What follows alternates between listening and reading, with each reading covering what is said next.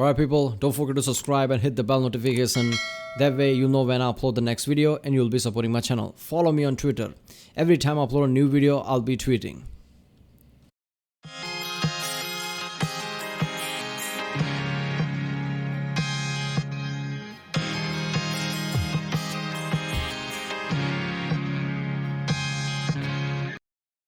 Ladies and gentlemen, this is Animal Explosives in World War II Salmonella parody by the channel Jake Farm.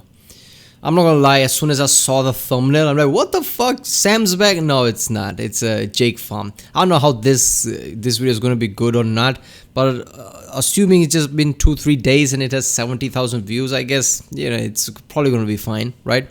And I've never seen a video from this channel, but I guess he has 2-3 of this. So it's gonna be awesome. Watch this become the next DeviantArt fetish. What? Yep, these videos are really expensive and time consuming. Donate to my Ko-fi or Patreon for early access to vids, exclusive content, more. Okay. I'm glad that actually somebody's trying to. This is how good Sam was, right? Salmonella Academy, the channel is so good that he didn't come back for 2 or so years, and people are like, fuck it, I'm gonna make it if he's not gonna do that. This is ridiculous. So let's go this one.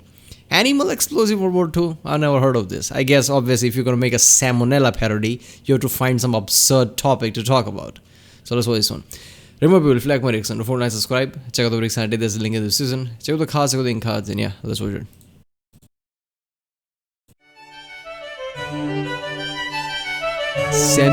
Okay, first of all, I understand making a parody, but can he do all that? Did he ask Sam's permission or something? Hey kids, do you like animals? Do you also like weapons of mass death and destruction? Well, today must be your lucky day, because it looks like there's been a crazy mix-up in the God's resentment towards humanity factory. And now, straight off the production line, we have Animal Explosives, patent pending. So it turns out, for some bizarre reason, in the mid-20th century, people were just really fascinated with making animals go boom. So in World War II, we got to see multiple weapons projects devoted to just that. So, without a second to waste, let's just dive right in. First off, we have the infamous Bat Bomb. First conceived in 1942 by American dental surgeon Lytle S. Adams, the device consisted of a large tube filled with hibernating bats with literal napalm. Alright, dental surgeon, bats and bomb. That all lines up. Napalm, if anything. Bombs glued to them. When the bomb was dropped by a B-52 bomber, the device then flipped open like an accordion and released all the bats. B-52? B-17, right? In World War II there was a B-17 bomber, and I think there was a B-50, I don't know. Who would then seek shelter in dark areas like roofs, attics, and your preteen years. Then the bombs would go off and set fire to wherever they ended up, which in a place made mostly of wood and paper like 20th century Japan, would be pretty devastating. Funny enough, it got its first real-world test run when a bomb was being transported at Carlsbad Army Airfield, the doors just randomly swung open, and bats went all over the place, which then burned down the entire hangar they were in. What After the that, fuck? The Air Force just dumped the project on the Navy and called it a day. Ultimately, it was decided that the project would just... What the fuck, man? They're like, oh, look at that high-tech missile. Oh, what are we using? We are using Dick Dastardly style, you know, bats and attach a napalm to them. I'm not gonna lie, war is so fucking ridiculous that most ingenious things comes out of it, and also most ridiculous things comes out of it, because people are just winging it. Okay, let's think of the next thing. What can we do? You know what? Fuck it. Let's just, you know, tie napalm to a bat and throw at them. So some guy, basically anybody who's in charge, came there and just saw everything burning, like, yeah, I think we are gonna cancel this one. take too long to make, and that the money should be spent on another, faster moving project. A little program known as the Manhattan Project. Next up, we have another blessing to our furry little friends, the Rat Bomb. These were developed by the British SOE for use against the Germans during the war. The idea being, get a bunch of dead rats, stuff them with plastic explosives, then lay them around German boiler rooms. The boiler attendant, when he saw the thing, would naturally then just shovel it into the boiler to dispose of it, and then kablam! However, the first shipment of rats was actually caught by the Germans, so they were never actually used in the Alright, shipment. Now that understands. Otherwise, I was like, what the fuck? You're gonna go to a German factory, throw a dead rat there with a bomb in it, and just walk away? Why not just put bomb inside the boiler your own self? But alright, that makes sense. They are gonna throw that in some shipment, right? Disguise it and just throw it in some shipment. When they open the shipment, there's also a dead rat in it, and people are like, fuck it, just chuck it in. First of all, why would people just throw rat inside the bottle? I guess, rat has this, because of bubonic plague and this infamous disease image to them. So I guess throwing in the boiler, scorching boiler is like, yeah, got rid of it or something like that. So people would do that. But that is some next level shit. And also, this just, incredible. That World War II wasn't some just battlefield war, right? There was so many layers to it. People were actually, actively trying to destroy factories. Because if you have no factories, war is over.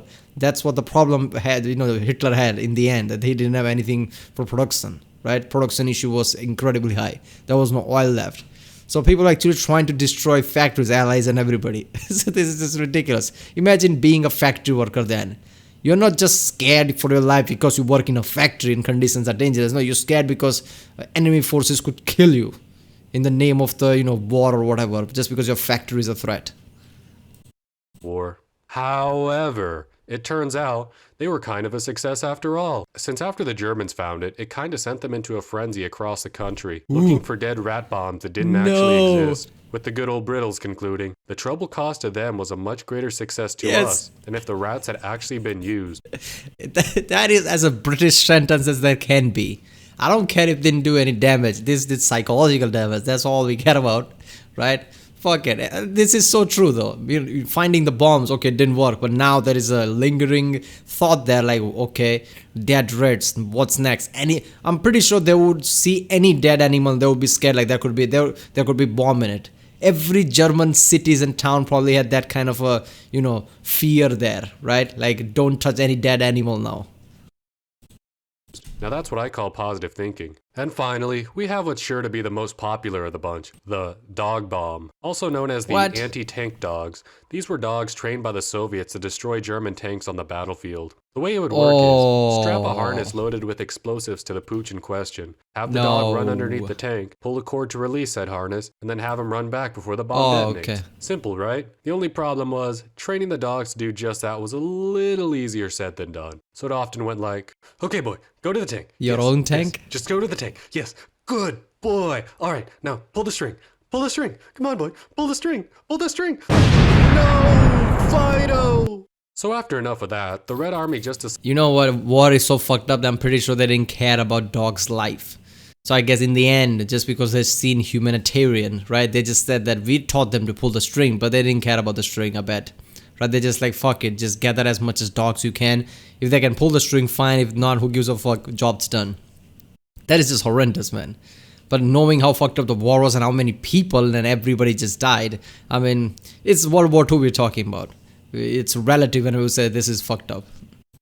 Decided to say fuck you to PETA and just have the dogs be suicide bombers, putting a lever on top that would set off the bomb as soon as the dog dove under the tank. But when they tried it out on the battlefield, surprise, surprise, a dog is still a dog. So all the gunfire and explosions and shit going on would scare the dogs, who would naturally then run back to the trenches they were released from and... Now, as crazy as it sounds, there are actually still a few other explosive animals. Oh yeah, that one element, like dog is not a moron, right? Dog have a pretty strong brain power, right? So if they see bombardment, I'm pretty sure they're not going to stick around there and just going to crawl to the next hole, right? It's not an ingenious human invention, digging a hole and trench. Every animal knows that wherever there's trouble, go into the hole. I left out of this video. So let me know in the comments if you want a part 2. Now, I think the moral of the story is, when Hitler is a-clappin', about to bust the load, just grab a bunch of critters and rig them to explode. Anyways, I'm Samuel. That is as Sam joke as can be. Oh, I love it. I love this channel. Oh my god. This is just a Sam type humor. I mean, obviously you can feel it's not quite as Sam, but overall it's as close to Sam as there can be. I'm glad there is somebody who's making that. And that joke in the end was also Sam-like. Alright, well, that was definitely part 2. Do the part 2. I love this. Animal explosive. How the fuck there is part 2? There are still more animals that they experimented on World War II. Alright, people, this was the channel Jake Farm. If you like my reaction, don't forget to subscribe. Check out the reaction. There's a link in the description. Check out the cars, check out the in-cars, and comment down if you want to react to any other video from this channel or any other. And yeah, I'll see you next time.